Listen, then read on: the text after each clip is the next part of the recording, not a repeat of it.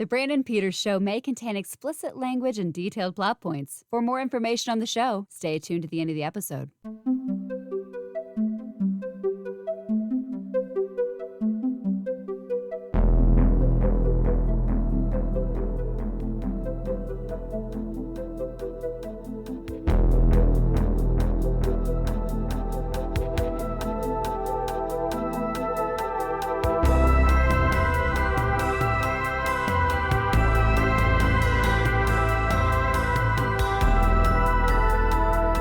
And now, here's Brandon.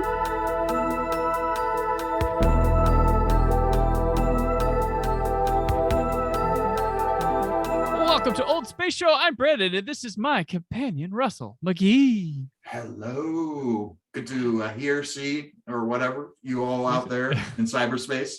All right. And yes, Ape Space too.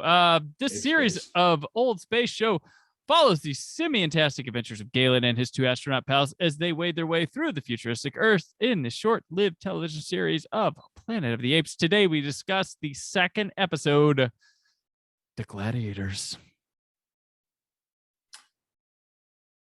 Alan and Pete are faced with having to fight. Gonna take it from the top. Alan and Pete are faced with having to fight to the death when they are captured, and the ape prefect amuses himself by staging gladiator-style fights between the humans in his charge. All right, this one is directed by Don McDougall, written again by Art Wallace, starring Roddy McDowall, Ron Harper, James Naughton, Mark Leonard, William Smith, and Mark Singer. All right. Yeah. All right, let's look at these players here. McDougall, he does 3 episodes of this show. Now here's the connection. He was a script supervisor and did continuity on Abbott and Costello Meet Captain Kidd, which that was what someone worked on the last episode. He also did writer, right? Yeah. He also directed Adventures of Rin Tin Tin, Roy Rogers Show, the episode of Star Trek Squire of Gothos. He did Marcus Welby, MD, The Virginian, Roy Rogers Show, Mission Impossible, Bionic Woman, $6 Million Man, Chips, Amazing Spider-Man, Wonder Woman, Dukes of Hazzard. I love this credit of his right here.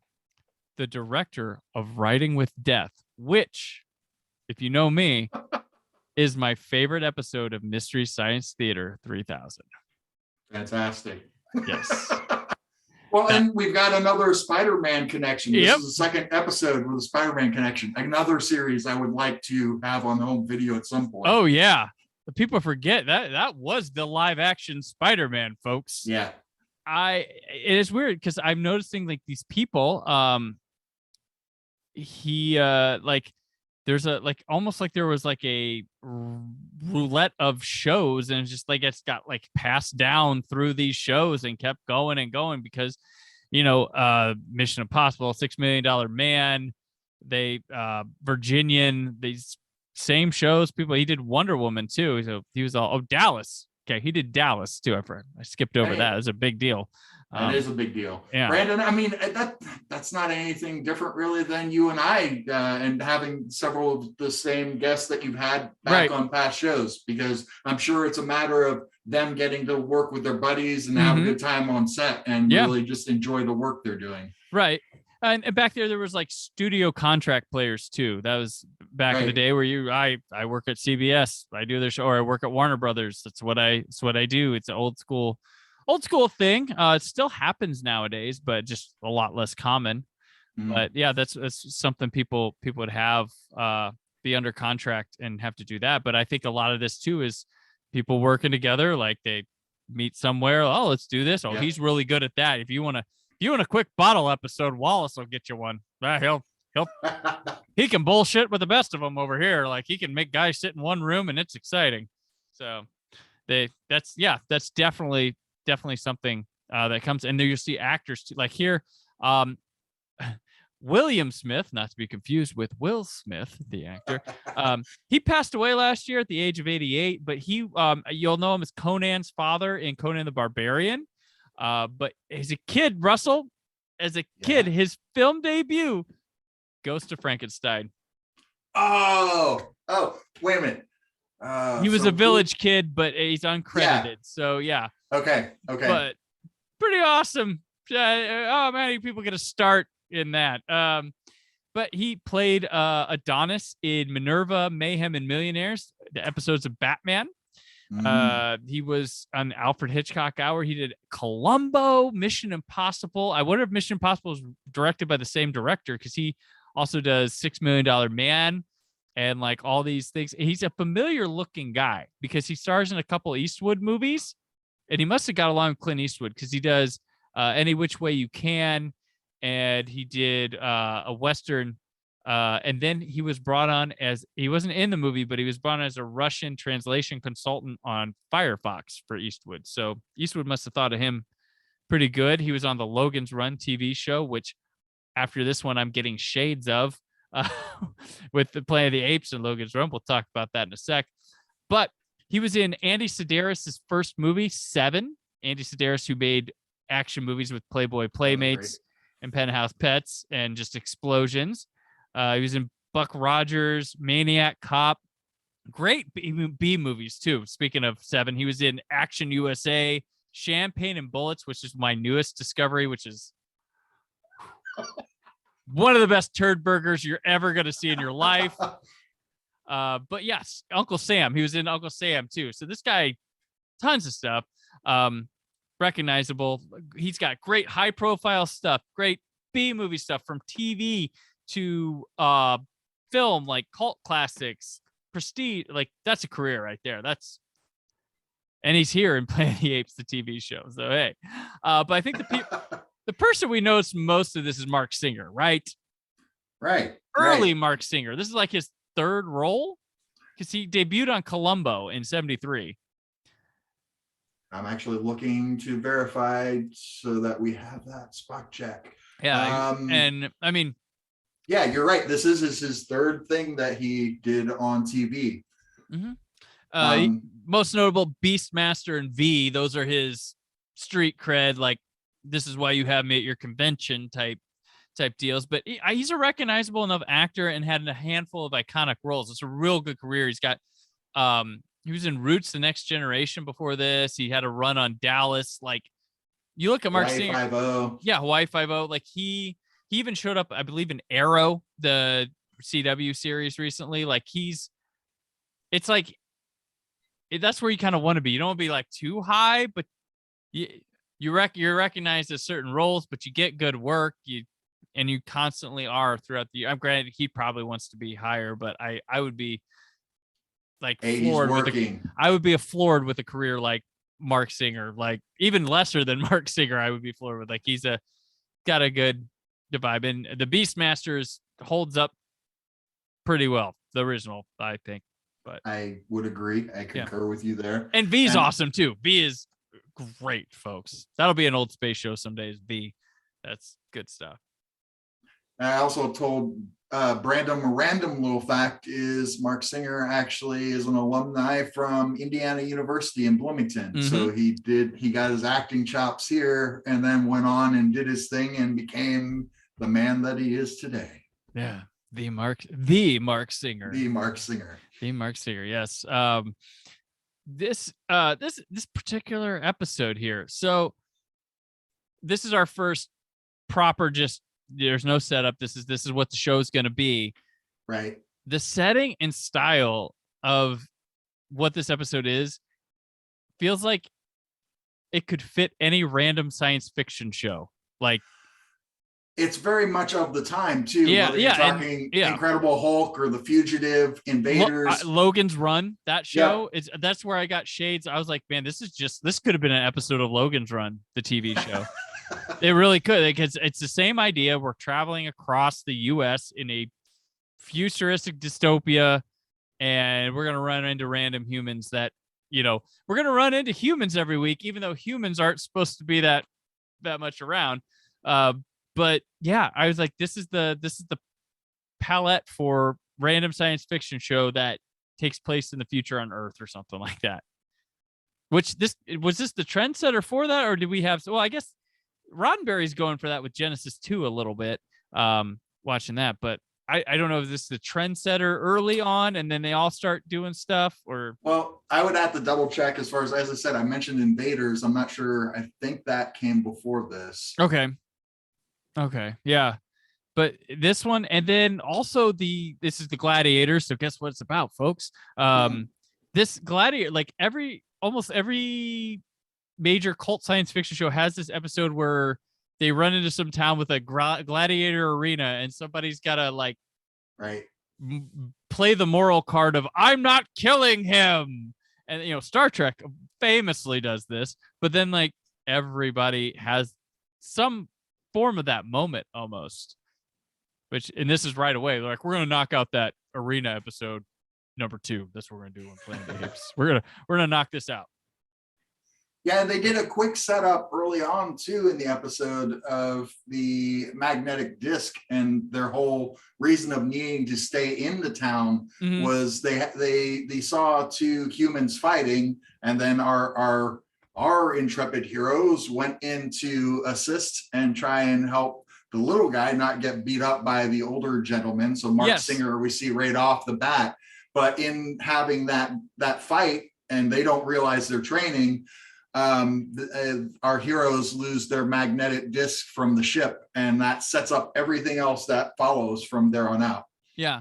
And the interesting aspect that this brings to the table is the sun aspect. That's kind of a factor that I don't recognize from other Gladiator type episodes. Is it's seen through his eyes. It's not, preached to a crowd or anything. It's one person can make, if you can connect to one person, you can make a whole big difference. That's where this one does it, where the son sees through it. The father never really does too much. It takes the son to make things recognized. But the apes don't even, like, the gorillas are even like, what are you doing here? Stop making them kill each other. Like, because the gorillas end up stumbling upon this gladiator place, and they're kind of like, why are you doing this? Yeah, because the chimpanzee prefect has developed this whole gladiator thing that is completely alien from the way the ape culture does their law and justice. But his idea is that by having the humans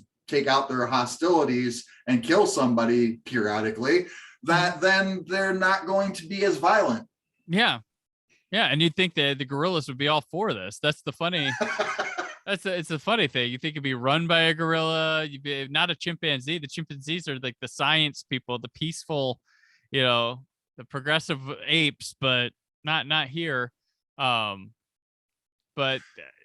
yeah. No, but our lead chimpanzee prefect is very forward thinking, and it's interesting to see how like he is a lot more open and sympathetic to Galen and our heroes, especially later on in the episode.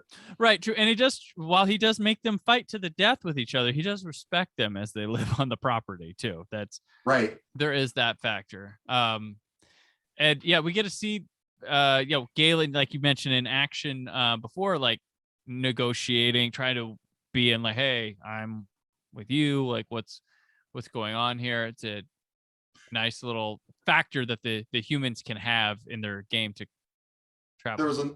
There's another little moment where you actually see Galen put himself out there for a human being, because because of him going in and talking to the prefect, he said, no, you would do this for me, wouldn't you, as far as going in and getting the magnetic disc for them, because he realized it's important for his friends. Right. Yeah, exactly. And we do see the friends split up and have to go through. But one, he's gets put with Mark Singer to, be in touch with him, and you got to actually split them up and, have side characters that can mean more to an episode and get a little bit of an arc and some depth to them themselves, which is good. But yeah, it's an interesting play on something you've seen before, done in the realm of Planet of the Apes. Never done in a movie. It's something they haven't done in a movie. And yeah, it's a interesting kind of kickoff, because episode 2 is always the repilot. It's what typically happens, and this is what the show's really going to be. Like, it's not going to be people crash landing and discovering apes. It's going to be, we stumbled upon this town. That's kind of the idea. What is the new problem? Yeah. What is the new problem? We're on our way to a journey. How do we help these people out before we go, or how do we get out of this thing? And it's all right. It's like the last episode, a bit long, but these are hour-long dramas back then. Commercial breaks were not as long, and you had to fill more time. You had to fill the time with something, and that's what they do. Do they fill it well, Russell? I had a little more fun with this episode than I did with the previous, but again, as we mentioned, that was a matter, I think, of more retreading ground that we already knew. Which we knew from Planet of the Apes, from Beneath the Planet of the Apes, which I have, like, Beneath used to be such a lower one on my rung, but like that's actually, that movie has become more brilliant with my age and stuff than I ever gave it credit for. No, there's some fun things that they do with that film, especially with the underground city and everything. Beautiful matte paintings in that thing. The underground city's great. And once we get past it's the first one again, but sped up, it's really, really good. This one. The thing that really stuck with me with this episode, Brandon, is like, I know, like, again, as you said, it's a theme that we've seen in other television shows, but it's overall something that's inherent with the Apes series, like not just TV show, but the film series. There's always some sort of social commentary that we're getting. And like, I really like what they do as far as actually getting us to think about different aspects, like, of our humanity and what we should be thinking about and how we treat people.